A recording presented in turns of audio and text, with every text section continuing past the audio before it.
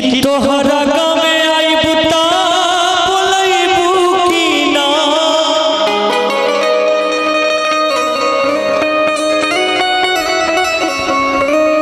हंस के एक लोटा पानी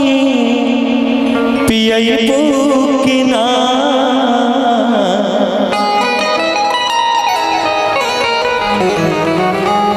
जाएला कबूता तकबू के बाड़ी से प्यार नहीं हरे तक रही ससुरारी से। एगो लड़की से प्यार हो गई जी और लड़की के शादी कहीं और कुणाल भैया के साथ हो जाता तब लड़का के देखे दिल टूटल वाला लड़का कैसे कहता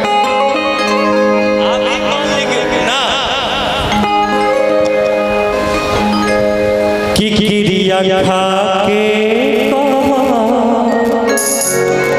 हो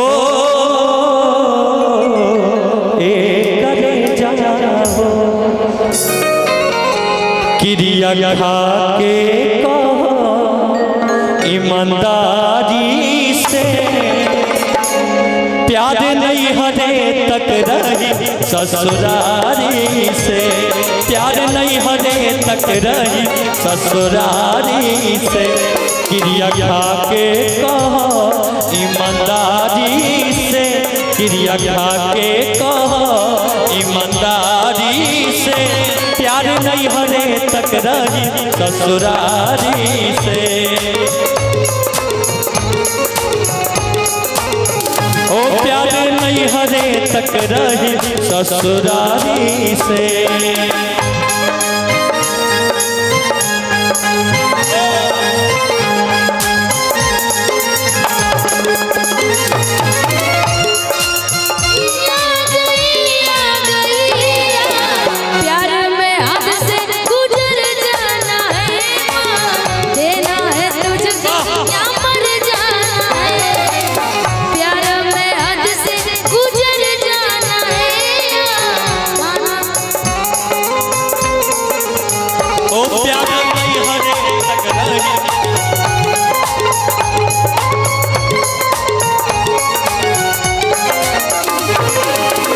लड़का कहता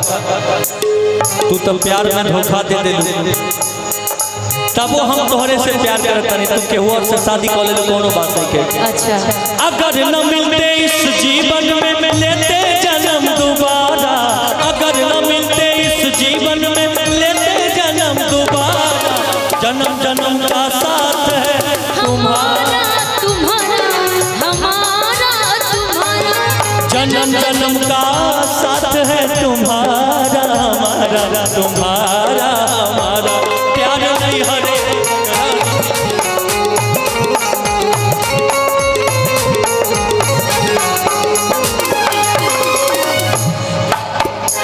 तू तब पियावा के प्यार में अघा जयबू हो तू तब पियावा प्यार में आघा जयबू हो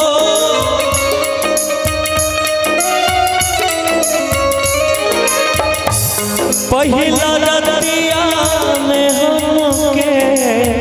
भुला जयबू हो याद आई शिवे ओ निशा जी हो याद आई शिवेश के ईमानदारी के प्यार नहीं हरे तक रही ससुरारी से प्यार नहीं हरे तक रही ससुरारी से। सारे शिकवे मिले भुला के कहो सारे शिकवे मिले भुला के कहो जो भी कहना है मुस्कुरा के कहो जो भी कहना है मुस्कुरा के कहो दिल ना तोड़ोगे कसम खा के कहो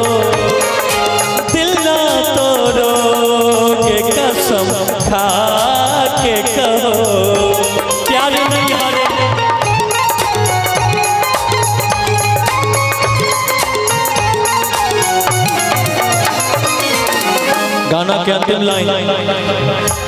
तोहरा गावे आई बुता बोलैबू की ना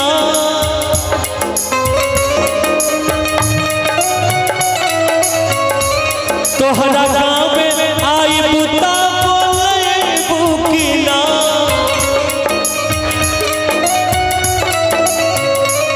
हंस के लोटा पानी पियबू की ना